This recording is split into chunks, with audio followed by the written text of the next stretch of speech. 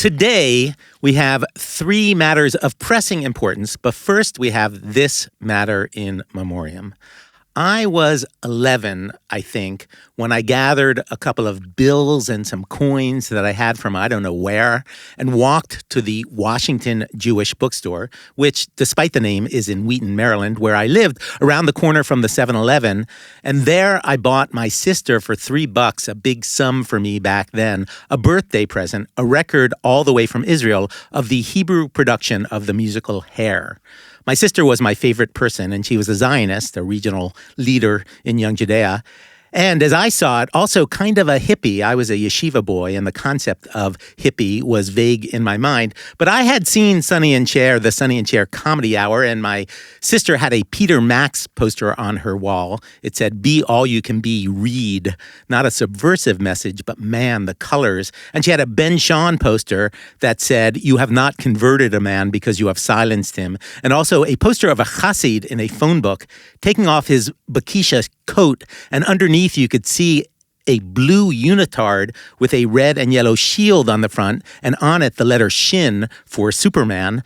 And all that seemed radical and trippy to me, and so you can see why a soundtrack of Hair in Hebrew was, to my 10-year-old mind, a perfect present. Now, I don't know if my sister ever listened to that record, but 2 years later, after my bar mitzvah, she went off on year course, Young Judea's after high school year in Israel, and I got all her records, the Leonard Cohens and the Melanies and the Monkees and the Beatles, and also that soundtrack of Hair in Hebrew that I played over and over, lying on my back on the green shag carpet in my room, scrutinizing the flimsy album cover. It was around that time that I also started going to Young Judea, and I decided to quit yeshiva at the end of the year and to go to public school. All those records, the Beatles and Leonard Cohen and Melanie and Hair, were part of why I was changing for sure. Though even before I looted my sister's collection, I had already gone out and bought, with my own cash, a Lou Reed record, Walk on the Wild Side. So something in me was percolating. Anyway, I learned lying on my back on that green shag carpet that the star of Hair in Hebrew was someone named Svika Pick, who was maybe 20 and had, well, hair to his shoulders, and his face was gaunt, and he sang amazing.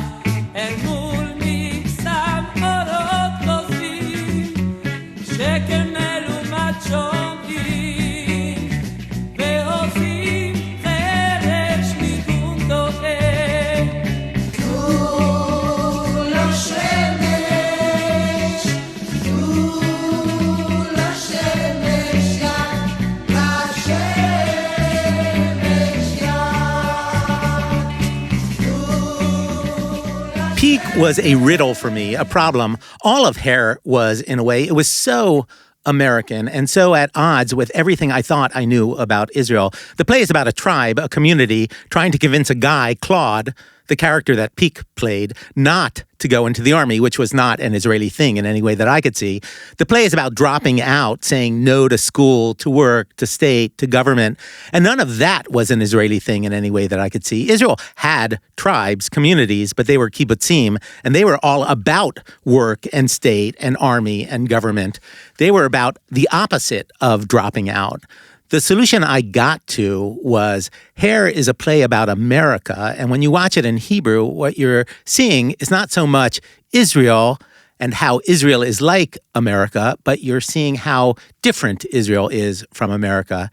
This was a solution that a lot of Israelis came to, too, when, after the play became a hit, the gay Holocaust survivor, kibbutznik founder of the Nachal singing troupe, Giora Manor, went out and interviewed high school kids about what they thought of Hair for the socialist daily Al Mishmar. One after another said it was good, but it had nothing to do with them. Dorit, grade 12, said, quote, infantile, worth seeing the American reality. Ronen, also grade 12, said, quote, a new thing, it has nothing to do with us, we cannot identify with it. Erez, grade 10, said, quote, this is a play that explains most of the youth of the world. In Israel, by us, we can only partly identify. Manor himself concluded, quote, the American musical Hair is not in essence, Israeli, end quote. But Pick, man, Pick himself was a tougher problem, not so easy to wave away. For one thing, Pick himself did not go into the army. Maariv reported that when he reached army age, quote, exactly then, Svika's father died, and for that reason he received, paren, according to himself, close paren, an exemption from the army, end quote. And Pick did not grow his hair long in order to be in that play. His hair was just long. Plus, there was the matter, as the paper said, that, quote, Svika can be seen here with a go-go girl, there with a model, and so on and so forth, end quote. The solution that a lot of people came to was that Svika Pick was not exactly really Israeli. The guy was born in Poland. His real name was Henrik, or Henry. His grandfather was the director of a music conservatory in Wrocław in Poland. His uncle was a music professor, and he grew up himself studying classical music in the Eastern European tradition. True, he came to Israel when he was just 7, but to a lot of people in the 1970s, there was just something foreign about him.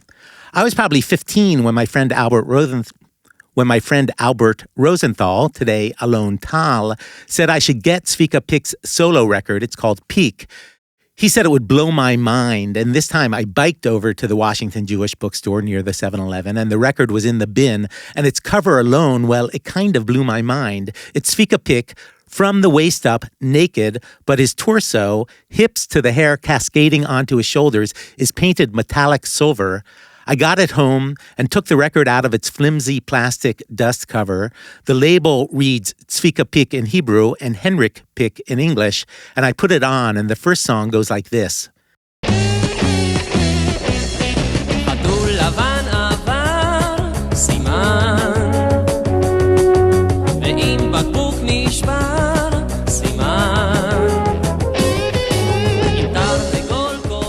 It was pure pop. And then the next track starts with a long passage of romantic piano, 45 long seconds. And when the words finally come, they're a poem by Shaul Chernichovsky called Shoshanat Plaim.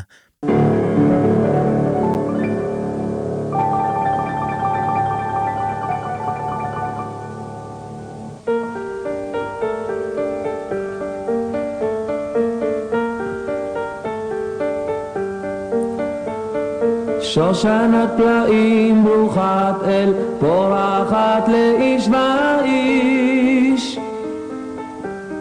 יש כל שנות חייו דורש לה יש מוצא אותך איש. Right after that, after Chernichovsky's words end with, quote, like a stillborn descended into a pit, he is like this blind man whose light was darkened, end quote. While you can still feel in your stomach the last echoes of the sad piano, comes this song.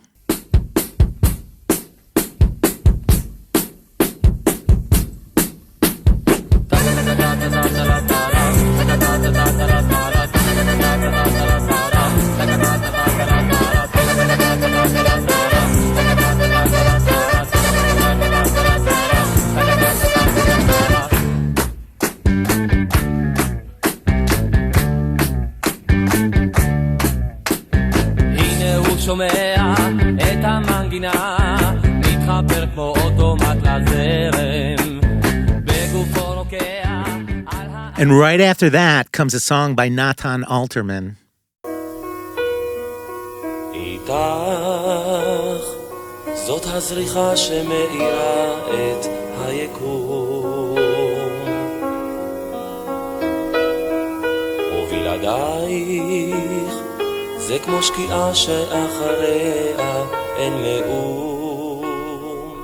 And all this was new back then, new to me for sure, because I didn't know anything. But I think looking back now, it was new to Israel too, this mixing of things high and low, venerable and disposable, grave and fun. This painting your torso in silver and singing Chernichovsky, this saying, maybe hair has more to say to us than we let ourselves think. This saying, maybe when you become Svika, you don't need to stop being Henrik.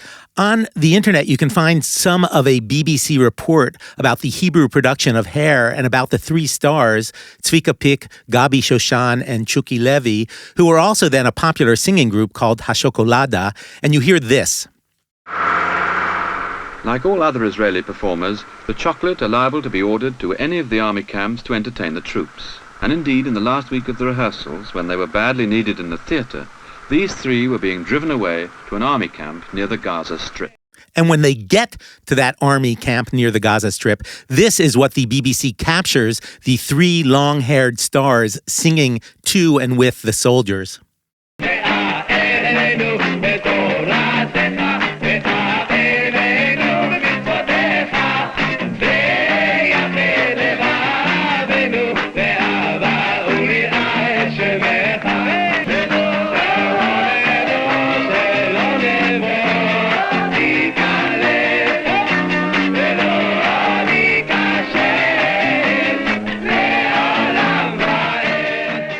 I took a course on Zionism once at Hebrew U with Rav David Hartman, and he said Zionists are like a little kid who says out loud, "I am running away from home," and then slams the door, but stays on the inside of the door instead of the outside.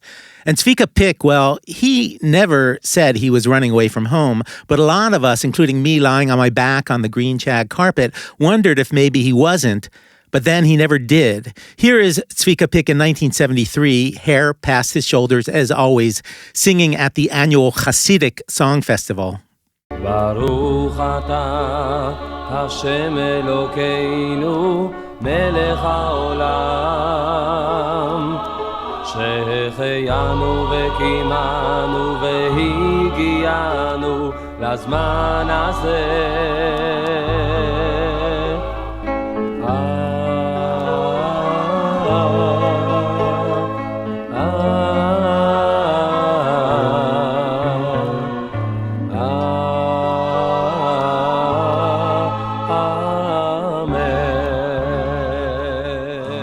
In August 1970, at a performance of Hair in the basement Tzavta Theater in Tel Aviv, during the last scene of the show, when Svika Pick sings over and over again with the rest of the cast joining in, "Let the Sun Shine In," or "Tnu Yad Lashemesh," as Ehud Manor translated it into Hebrew, "Give the sun a hand," out of the audience and onto the stage jumped the late, now Me-Too'd and disgraced folk-singing Hasidic rabbi Shlomo Carlebach, and soon dozens of his followers were on stage, and the band, quick to get the vibe, started playing klezmer music, and the crowd was on its feet, and there was dancing and pandemonium for 15 long minutes, until finally Pick used the mic to switch back to "Let the Sun Shine In."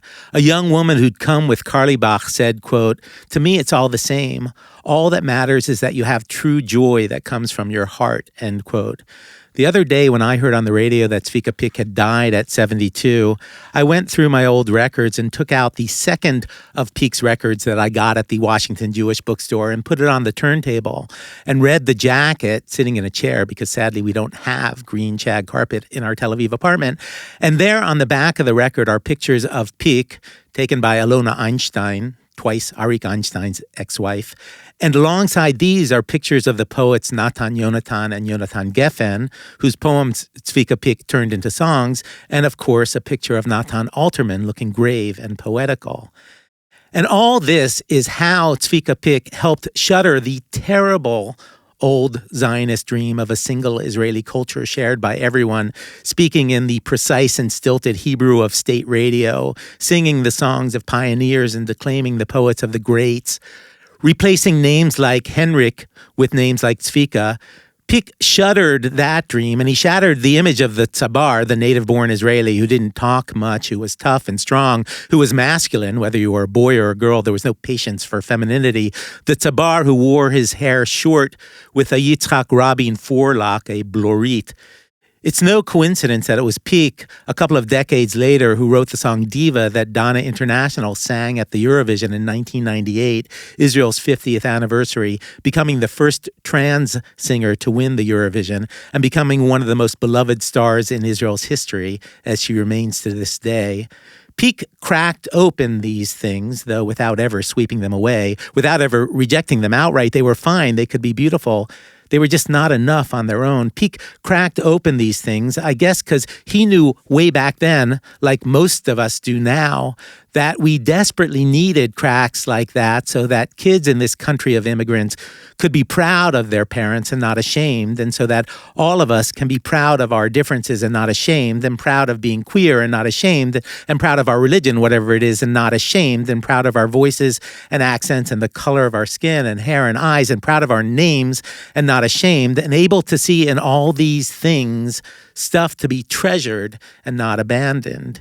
In the end, Pick knew that we needed to shatter that terrible old Zionist dream of all hearts beating as one, of our culture being one thing and not a multitude of things, because that is the only way to, well, let the sunshine in.